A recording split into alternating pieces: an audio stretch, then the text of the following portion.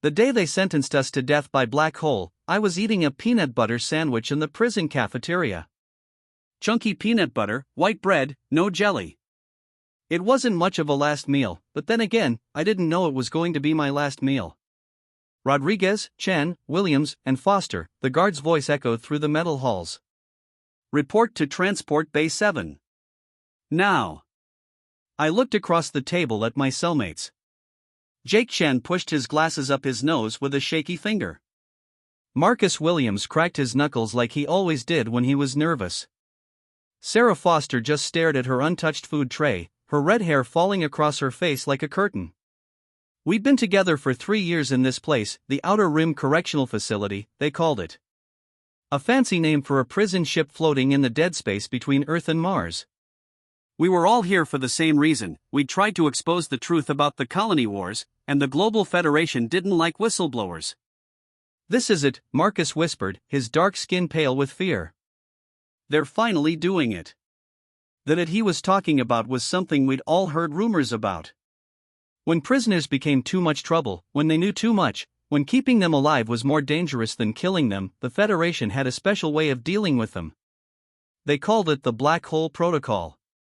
They would load you onto a small ship, aim it at the nearest black hole, and let physics do the rest. Quick, clean, and impossible to trace. As far as the official records would show, we died in a tragic transport accident. Maybe it's just another interrogation, Sarah said, but her voice was barely a whisper. Jake laughed, but there was no humor in it. Right. Because they need all 4 of us for an interrogation. The guards came for us 5 minutes later. 6 of them, all armed, all wearing the blank expressions of people who'd done this before. They cuffed our hands behind our backs and marched us through the corridors I'd walked every day for 3 years. This time, though, I noticed things I'd never seen before, the way the fluorescent lights flickered near Junction 7, the small dent in the wall where someone had thrown something in anger, the smell of recycled air that never quite managed to feel fresh. Transport Bay 7 was smaller than I'd expected. A single ship sat in the docking bay, sleek and black like a bullet. The name painted on its side read Sharon, the ferryman who carried souls to the underworld. Even the Federation had a sense of humor, apparently. Prisoners 4471, 4472, 4473, and 4474, the lead guard read from his tablet. You have been found guilty of treason against the Global Federation. Your sentence is death by deep space exposure. Do you have any last words? I thought about my sister Maria, back on Earth. I thought about the documents we tried to leak, the proof that the colony wars had been started deliberately to boost military spending. I thought about all the people who died in those wars, all the families torn apart, all the lies told in the name of security. Yeah, I said. Go to hell. The guard didn't even blink. Load them up. They pushed us into the ship's tiny passenger compartment. The whole thing was maybe 10 feet by 10 feet, with 4 seats and no windows. Jake was breathing hard, on the edge of a panic attack. Sarah was crying silently. Marcus was praying under his breath in Spanish, funny, since I'd never known he was religious. The door sealed with a hiss, and I felt the ship detach from the station. Through the thin walls, I could hear the pilot talking to control. Sharon to control, cargo loaded and ready for delivery. Control to Sharon, you are cleared for departure. Target coordinates uploaded. Have a safe trip. Target coordinates. Like we were a package being delivered. The ship's engines rumbled to life, and I felt the familiar sensation of acceleration. We were leaving the prison ship behind, heading out into the black void between the stars. According to everything I'd read about black holes, we had maybe 6 hours before we crossed the event horizon, the point of no return. Listen, I said to the others. We're not dead yet. Jake looked at me like I'd lost my mind. Miguel, we're in a locked ship heading toward a black hole. How exactly are we not dead? Because we're still breathing, and we're still thinking, and as long as that's true, we have options. Sarah wiped her eyes. What kind of options? We're handcuffed in a box flying toward certain death. The handcuffs are a start, I said. Marcus, you used to work construction, right? Before you became a journalist? He nodded. So you know about tools, about how things are built. These cuffs, they're standard Federation issue. Cheap metal, designed to hold normal people who aren't desperate. But we're not normal people, and we are desperate. I stood up as much as I could in the cramped space and turned around, pressing my back against the wall. Jake, you're a computer engineer. What kind of systems would a ship like this have? Basic stuff, he said, pushing his glasses up again. Navigation, life support, communications, engine controls. Everything would be automated for a trip like this. And where would the controls be? Up front, in the cockpit. But Miguel, even if we could get out of these cuffs, the door to the cockpit is probably locked. Probably isn't definitely, I said. I started working the cuffs against a sharp edge of metal I'd found on the wall. The thin steel bit into my wrists, but I kept working. Sarah, you were a pilot before you became a reporter. Could you fly this thing? If I could get to the controls, maybe. But Miguel, even if we take control of the ship, where are we going to go? We can't go back to the prison, they'll just throw us in the black hole again. And we can't go to Earth or Mars, the Federation controls everything there. One problem at a time, I said. I felt the cuff on my right wrist give a little. The metal was cutting into my skin, but I was making progress. First we get free. Then we take the ship. Then we figure out where to go. Marcus was working on his cuffs too now, using a different piece of metal. This is insane, he muttered. Even if we could somehow escape, they'd hunt us down. We'd be fugitives for the rest of our lives. We're already fugitives, I pointed out.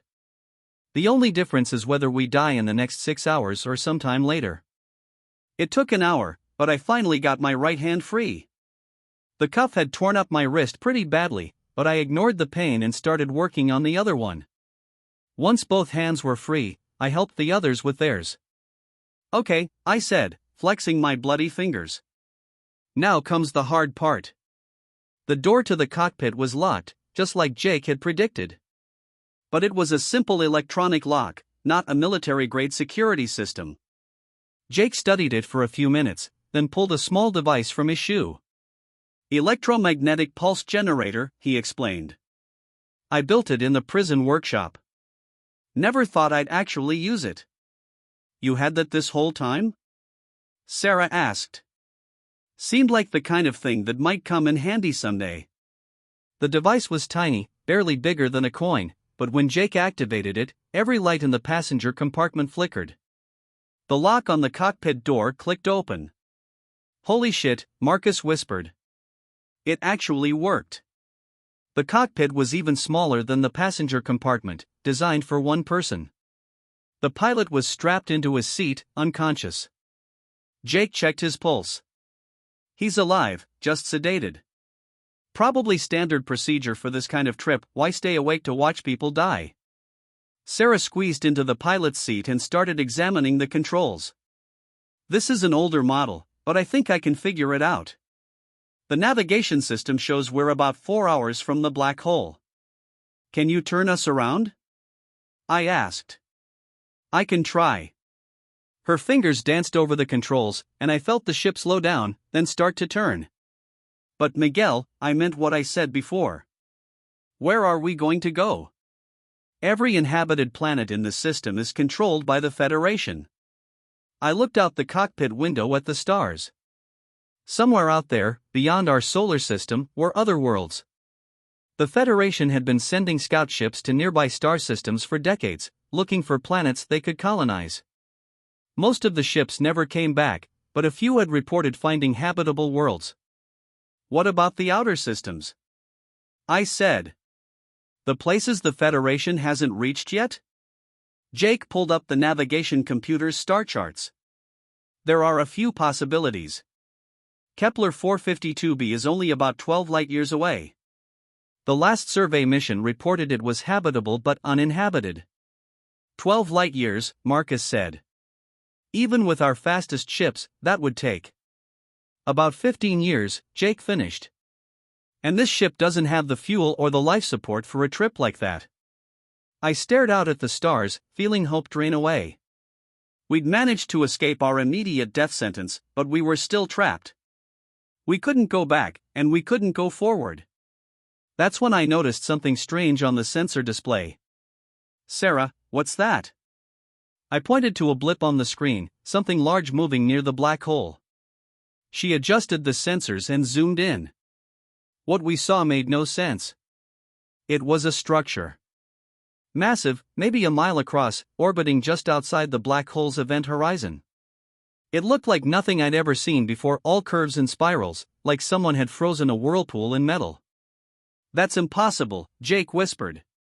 Nothing can maintain orbit that close to a black hole. The gravitational forces would tear it apart. Unless it's not just orbiting, I said, an impossible idea forming in my mind. What if it's using the black hole somehow? Sarah ran a more detailed scan. I'm picking up energy readings. Massive amounts of energy. And there's something else, she paused, staring at the display. I'm getting a signal.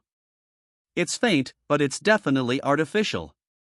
A signal from who? Marcus asked. I don't know.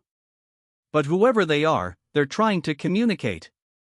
I made a decision that would change all our lives. Take us there. Miguel, that's crazy. We don't know who built that thing, or what it's for, or if it's even safe.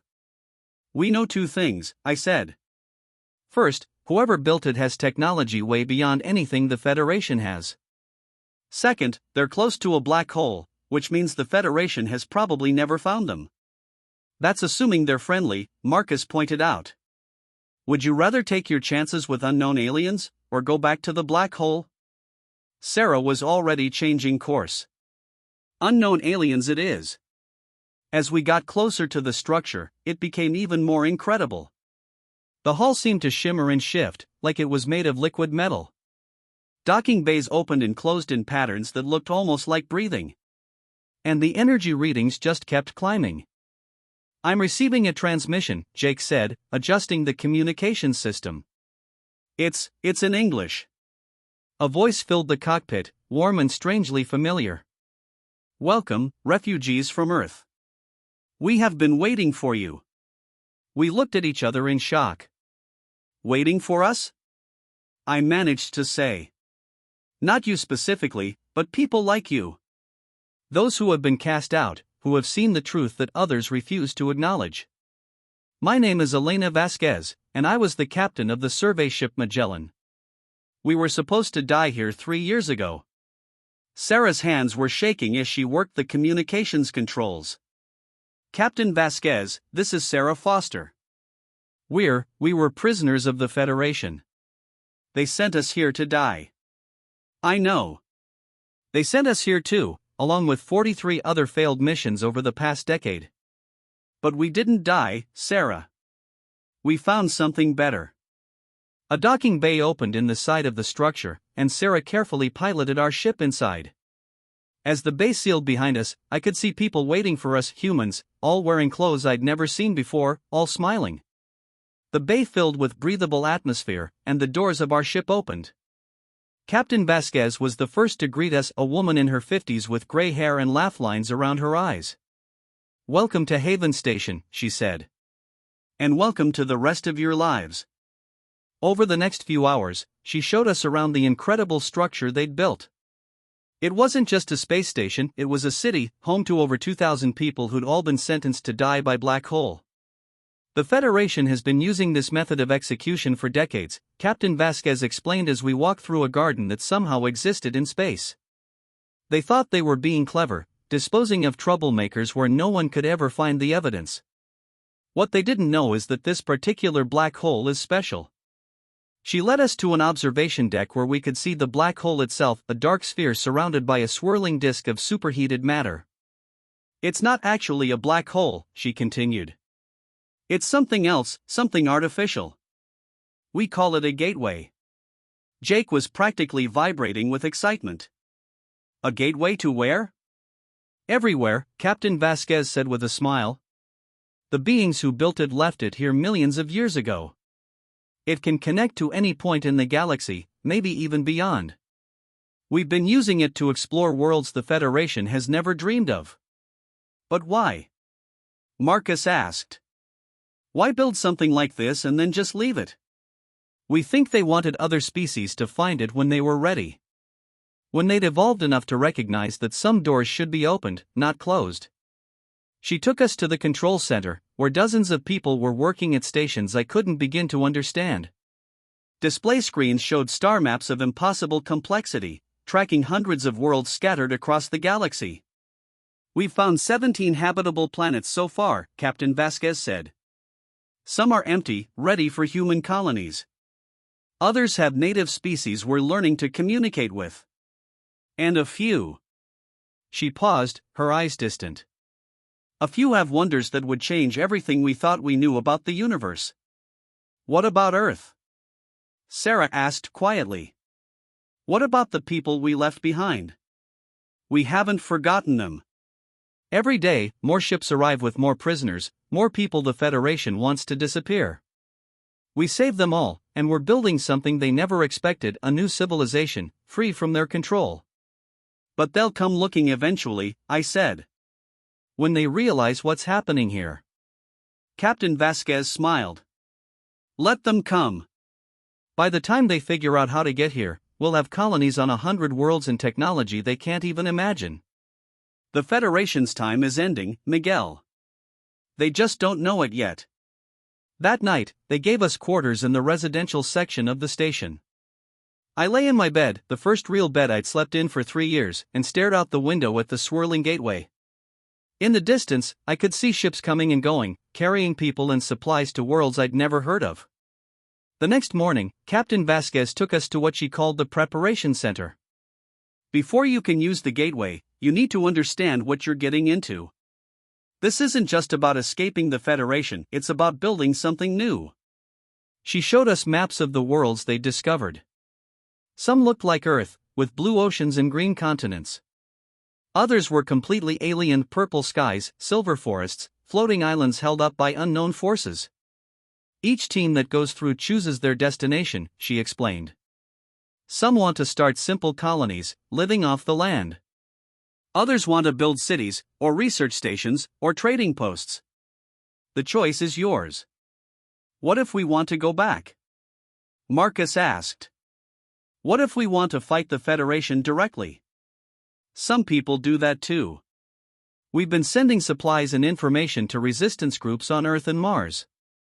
The Federation thinks they eliminated all their opponents, but we're still out here, still working. I thought about my sister Maria, probably still believing I was dead. I thought about all the other people who tried to expose the truth and been silenced. Maybe there was a way to help them without sacrificing ourselves. What would you need to really hurt the Federation? I asked. Captain Vasquez's eyes lit up. Information. Proof of what they've been doing, evidence that couldn't be dismissed or covered up. If the people of Earth and Mars knew the truth about the colony wars, about the black hole executions, about all the lies they've been told. Revolution, Sarah whispered. Exactly. But it would have to be carefully planned, and it would have to be devastating. One chance to get it right. Over the next few weeks, we learned how to operate the gateway. It was surprisingly simple. You programmed in the coordinates of your destination, stepped through what looked like a doorway made of liquid starlight, and emerged somewhere else in the galaxy. The first time I went through, it was just a test run to one of their nearby colonies. The sensation was indescribable, like being turned inside out and scattered across the universe, then reassembled somewhere else. When I stepped out onto the surface of New Eden, a world with 2 suns and forests of crystal trees, I cried. For the first time in years, I was free. But freedom wasn't enough. Not when I knew what the Federation was doing to others. We spent 3 months preparing. Jake worked with their technical teams to design a virus that could infiltrate every Federation network simultaneously. Sarah trained with their pilots, learning to fly ships I'd never seen before. Marcus and I worked on gathering intelligence, using the gateway to visit Federation worlds and document their crimes. The plan was simple in concept, terrifyingly complex in execution. We would return to Earth, not as fugitives, but as the advance team of a force the Federation couldn't fight. We would upload our evidence to every network, every news service, every personal computer on the planet. At the same time, we would broadcast the coordinates of Haven Station and instructions for building gateway technology. They'll try to suppress it, Captain Vasquez warned us. They'll claim it's fake, that we're terrorists or enemy agents. That's why we need proof they can't deny, I said. Live broadcasts from other worlds. Real-time communication with our colonies. Evidence so overwhelming that even the Federation's propaganda machine can't spin it. The day we left Haven Station, over 100 volunteers came with us. Scientists, engineers, soldiers, journalists, all of them people who'd been thrown into the black hole and made it into something else. Captain Vasquez stayed behind to coordinate the operation, but she gave us something I'll never forget. You're not just fighting for Earth, she told us. You're fighting for the principle that no one has the right to throw people away. That every door they try to close, we can open. The gateway delivered us to the edge of Earth's solar system, in a ship that looked like nothing the Federation had ever seen. Jake's virus was loaded and ready. Sarah had our flight plan memorized. Marcus had prepared statements in 12 languages. And I had a list of every Federation official who'd participated in the black hole executions. You know they'll call us terrorists, Sarah said as we approached Earth. Let them, I replied. We know what we are. What's that? The people who turned their death sentence into our doorway home. The hack began at exactly noon, Greenwich Mean Time. Every screen on Earth lit up with the same message, the truth about the colony wars. Jake's virus spread faster than the Federation's countermeasures could stop it, jumping from military networks to civilian systems to personal devices. For the first time in decades, the people of Earth saw real evidence of what their government had done. Videos of the black hole executions. Documents proving the colony wars had been manufactured. Testimonies from hundreds of people who were supposed to be dead. And then we opened the door. The gateway activation was broadcast live to every planet in the Federation. Captain Vasquez herself stepped through, followed by delegations from 17 different worlds. They carried gifts that proved humanity wasn't alone in the universe, art from alien civilizations, technology beyond Federation understanding, proof that the galaxy was full of wonders waiting to be discovered. The Federation tried to fight back, of course. They declared martial law, cut communications, sent military ships to capture us. But it was too late. The truth was out, and it was spreading faster than they could contain it. Within days, riots broke out on Earth and Mars. Workers went on strike. Military units refused orders. Colony worlds declared independence. The entire structure of Federation control began to collapse. But the most important moment came when my sister Maria appeared on the emergency broadcast network. She was older than I remembered, with lines around her eyes that spoke of worry and loss. But when she saw me alive on her screen, she smiled with joy I thought I'd never see again. Miguel, she said, tears streaming down her face. We thought you were dead. They wanted us to be dead, I replied. But we turned their black hole into a doorway. And now we're coming home. 6 months later, I stood in the ruins of the Outer Rim Correctional Facility. The prison ship had been abandoned when the Federation collapsed, its guards fleeing to whatever safe haven they could find. The cells where we'd spent 3 years were empty now, their doors standing open. Sarah found me there, looking out at the black hole that had been our intended grave. Any regrets? She asked. I thought about it. The Federation was gone, replaced by a loose confederation of worlds that value truth over control. The Gateway Network was open to anyone who wanted to explore the galaxy. Humanity was taking its first steps into a larger universe. But it hadn't been easy. The transition had been violent in places, chaotic everywhere. Millions of people were struggling to adapt to a world where the old certainties no longer applied. Some worlds had chosen isolation, others had embraced change too quickly and faced problems they weren't ready for. No, I said finally. No regrets. They threw us into a black hole, and we made it a door. Everything that comes after is just the beginning of the journey.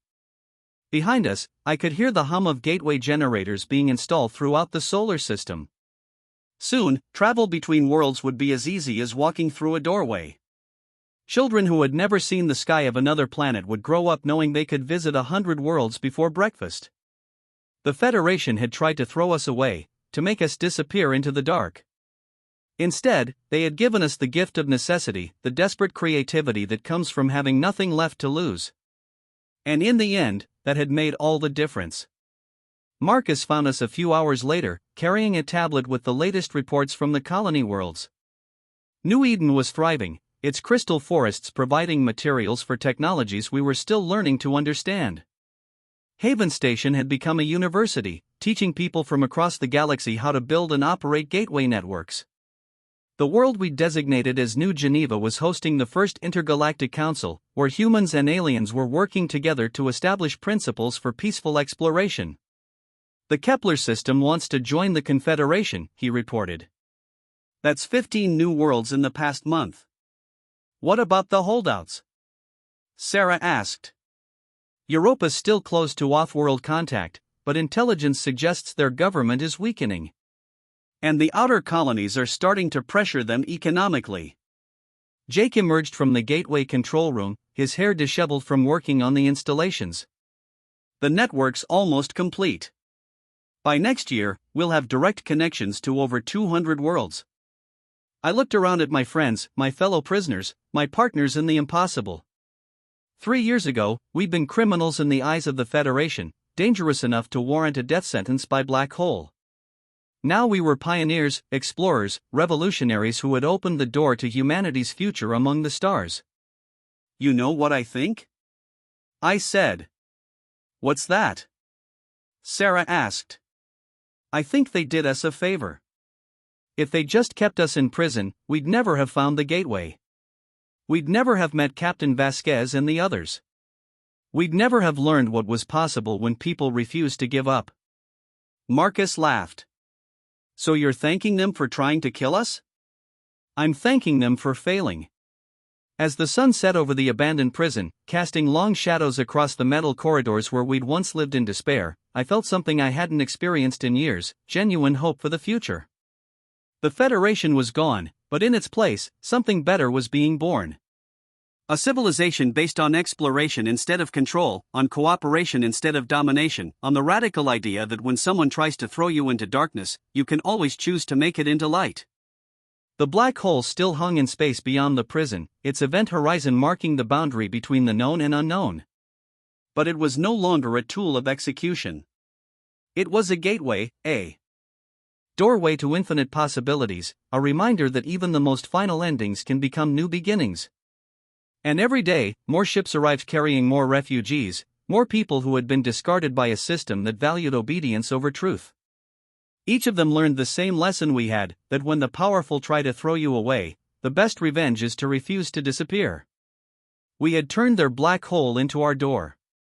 And through that door, an entire species was walking into its destiny among the stars. The journey was just beginning. I stood on the observation deck of New Geneva Station, watching the morning sun rise over a world that existed in 3 different star systems simultaneously. The atmospheric processors had been working for 2 years now, and the sky had shifted from the harsh orange of an unformed world to something closer to Earth's blue. But it was the impossible architecture that took your breath away, buildings that existed partially in normal space and partially in gateway dimensions, allowing a city of 10 million people to exist comfortably on a planet that should only have been able to support thousands. Miguel, you need to see this. Sarah's voice came through my calm implant, urgent but excited. She was down in the communications center, monitoring the deep space networks we'd established across the galaxy. I took the express lift down 40 levels, passing through a section of the station that existed in folded space, a technology we'd learned from the architects, the ancient race that had built the first gateways. The trip that should have taken 10 minutes took 30 seconds. Sarah was standing in front of a holographic display that showed a 3-dimensional map of known space. Red dots marked human colonies, blue ones showed allied alien civilizations, and green indicated unexplored but habitable worlds. But there was something new, a cluster of purple dots at the edge of the map, pulsing with an urgency I'd never seen before. What am I looking at? I asked. First contact, she said simply. But not the kind we expected. Jake looked up from his workstation, his hair now completely gray but his eyes still bright with curiosity. We've been monitoring subspace transmissions for months from this region. At first we thought it was just stellar interference, but the patterns are too complex, too organized. Another gateway network? I asked.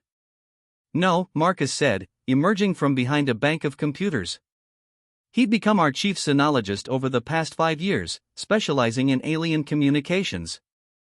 This is something else entirely. The transmissions aren't using gateway technology, they're folding space itself to send messages. Sarah manipulated the holodisplay, zooming in on the purple signals. We've been trying to decode the transmissions for weeks. Yesterday, we finally broke through. The display shifted, showing what looked like star charts, but star charts of regions we'd never seen before, galaxies beyond our own. And overlaid on those charts were symbols that made my blood run cold. They looked exactly like Federation military designations. That's impossible, I whispered. The Federation is gone. We made sure of that. The Federation we knew is gone, Marcus corrected. But Miguel, what if they weren't the original Federation? What if they were just one branch of something much larger?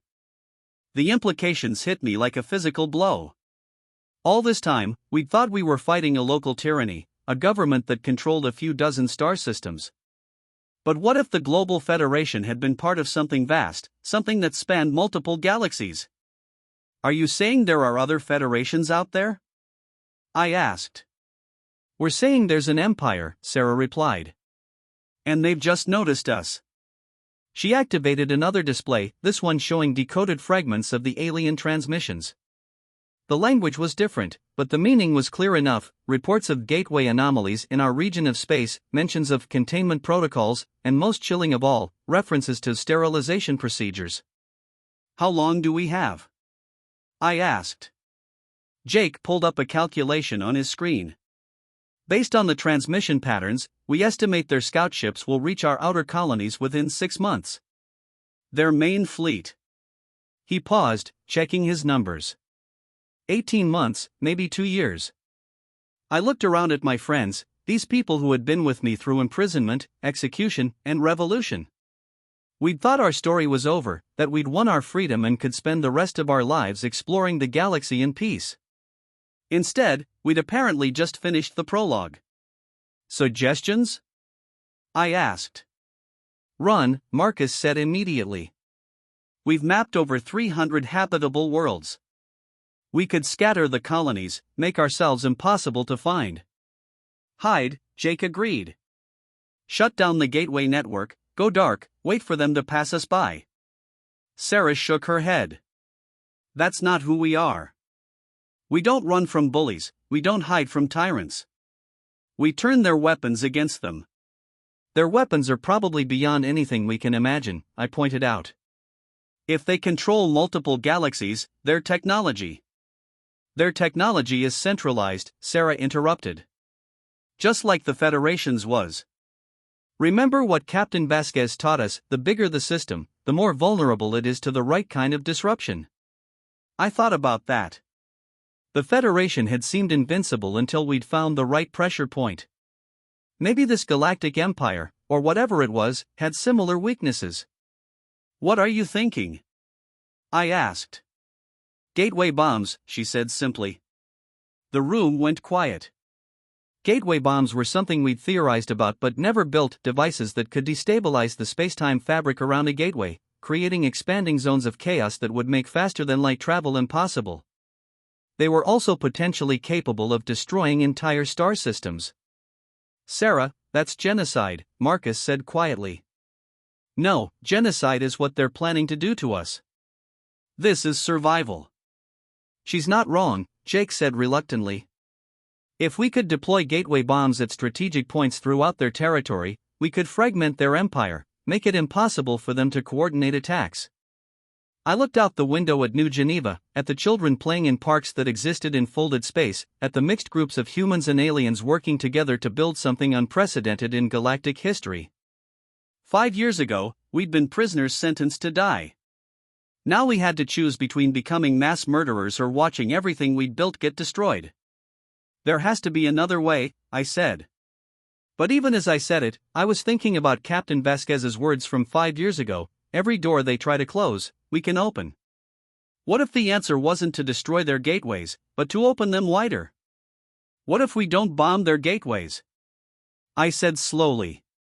What if we hack them? The others looked at me in confusion.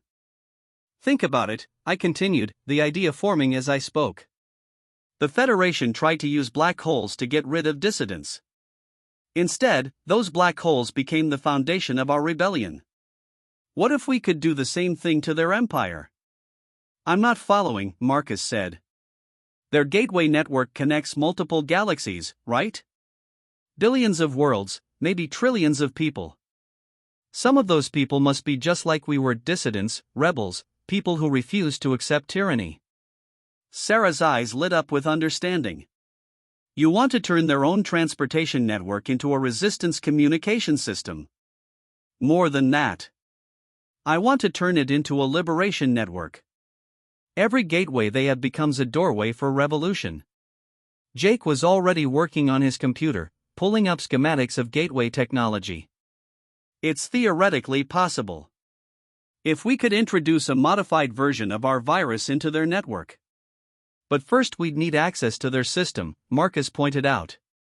Which means we'd need to capture one of their ships intact. Or, Sarah said thoughtfully, we wait for them to come to us, then use their own gateway to get into their network. It was insanely dangerous. If we failed, we'd probably doom every human colony to destruction. But if we succeeded, we might liberate entire galaxies. There's something else to consider, I said. The architects, the aliens who built the first gateways.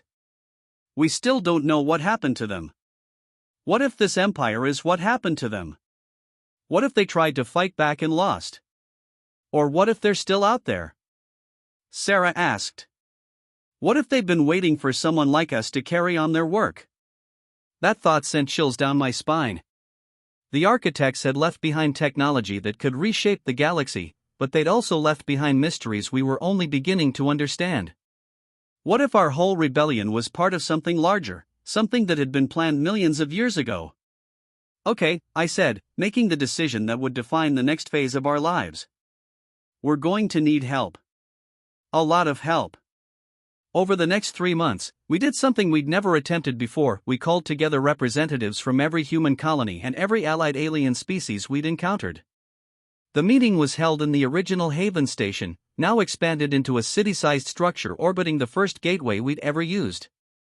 Captain Vasquez, now in her 60s but still sharp as ever, opened the conference. 5 years ago, we thought we were fighting for our lives against a local tyrant. Today, we learn that tyrant was just the smallest part of something vast and ancient. The question before us is simple: do we run, hide, or fight? The debate that followed lasted for days. Some species advocated for hiding, arguing that drawing attention from a galactic empire was suicidal. Others wanted to run, to find some distant corner of the universe where we could exist in peace.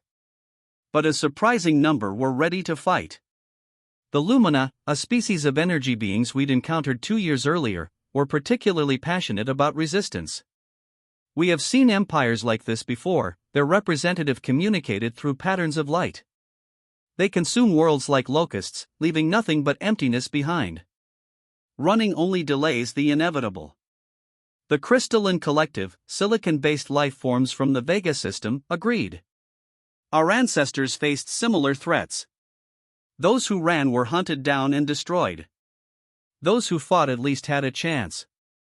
But it was a human voice that swayed the debate. Maria Rodriguez, my sister, had become a leader of the Earth resistance movement and had spent the past 5 years helping coordinate relief efforts for Federation prisoners. She'd traveled to Haven Station specifically for this conference. My brother and his friends were thrown into a black hole because they refused to be silent about injustice, she told the assembly.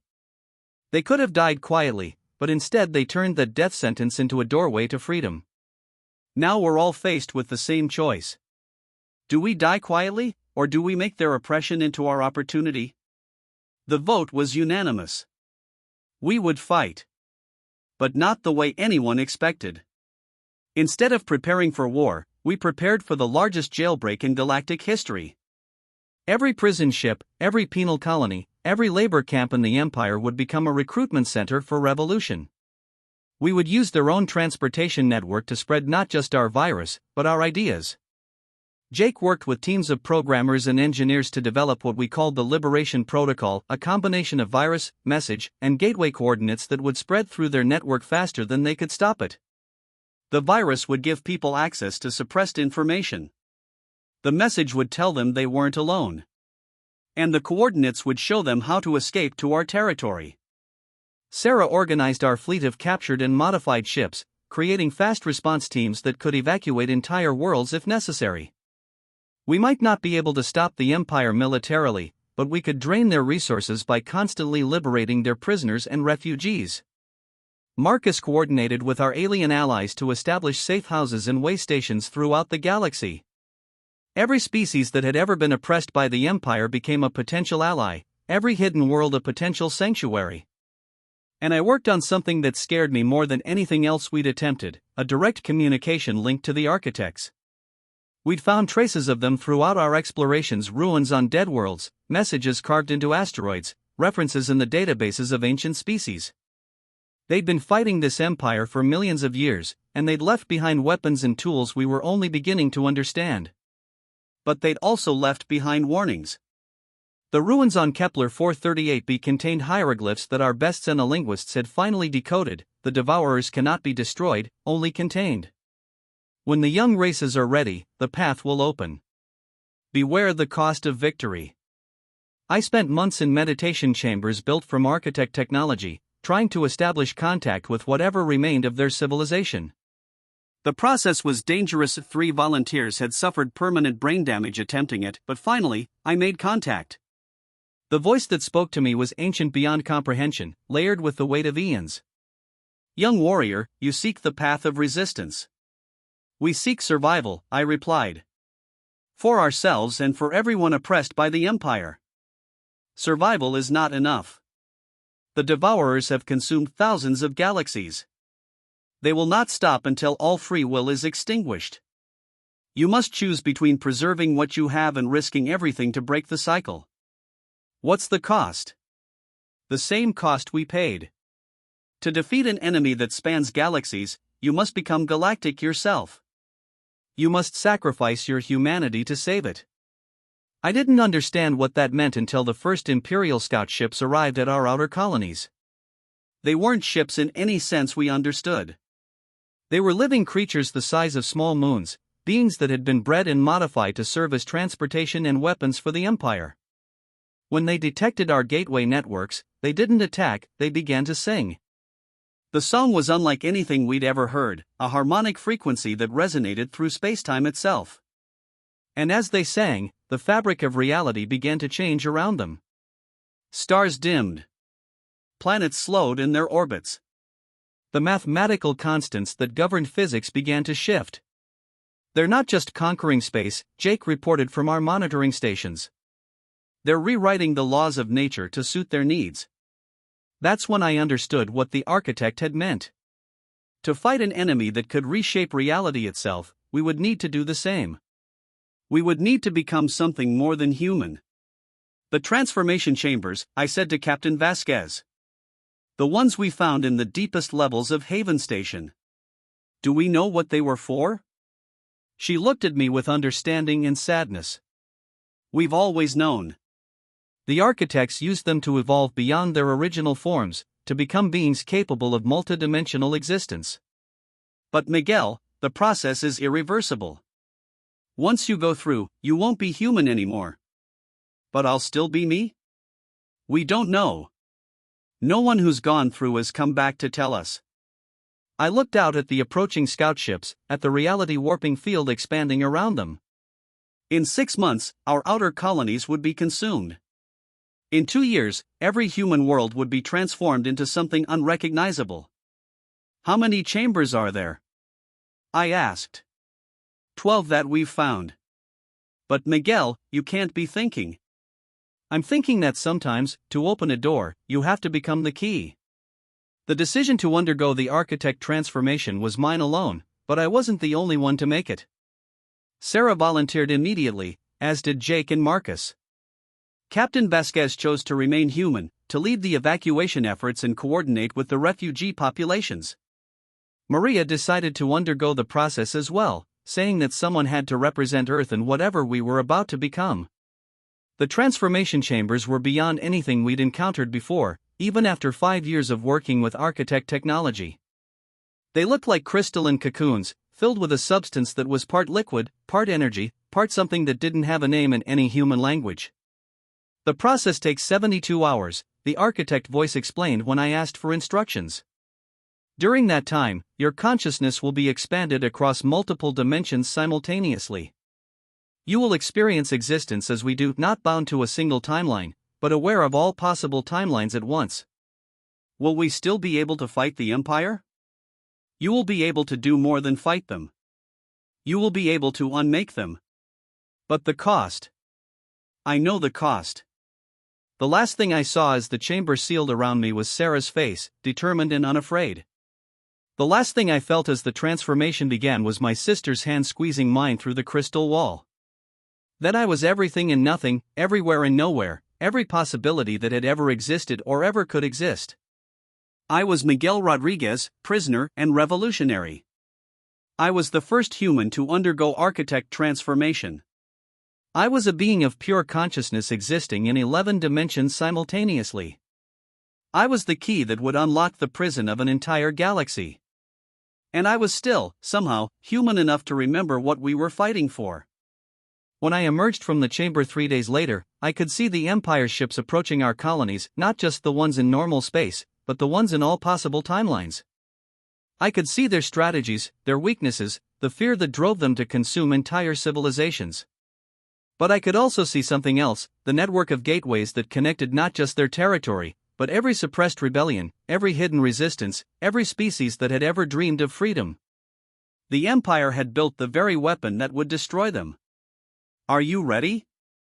Sarah asked. She had emerged from her chamber looking mostly human, but her eyes now held depths that seemed to go on forever. I'm ready, I said, though my voice seemed to come from multiple dimensions at once. Then let's turn their empire into our doorway. The Liberation Protocol we launched wasn't just a computer virus or a message of hope. It was a fundamental rewriting of the gateway network itself, transforming every portal from a tool of oppression into an engine of liberation. The Empire had spent millions of years building connections between galaxies. We used those connections to spread revolution faster than light itself.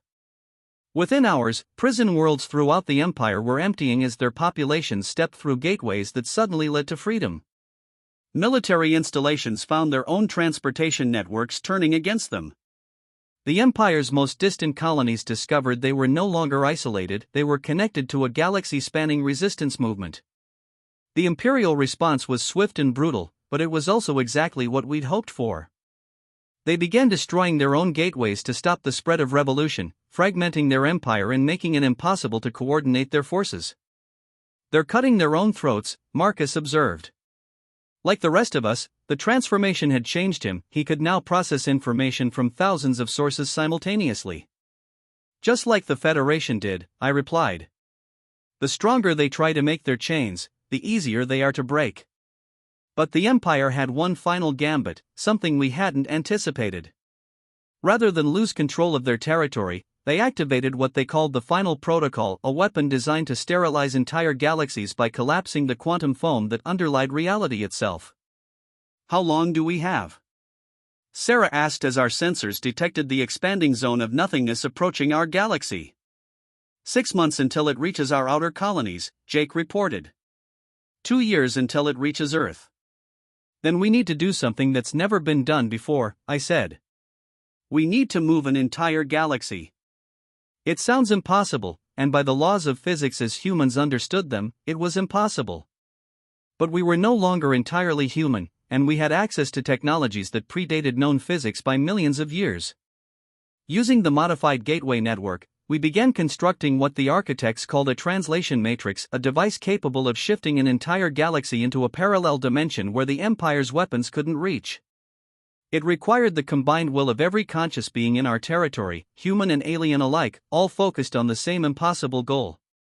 On the day the final protocol was scheduled to reach us, 10 billion sentient beings stepped through specially modified gateways simultaneously, carrying our entire galaxy with them into a dimension the Empire had never explored. When we emerged on the other side, we found ourselves in a universe where the Empire had never existed, but where thousands of other refugee civilizations had taken shelter from similar threats. We weren't alone in our fight for freedom. We never had been.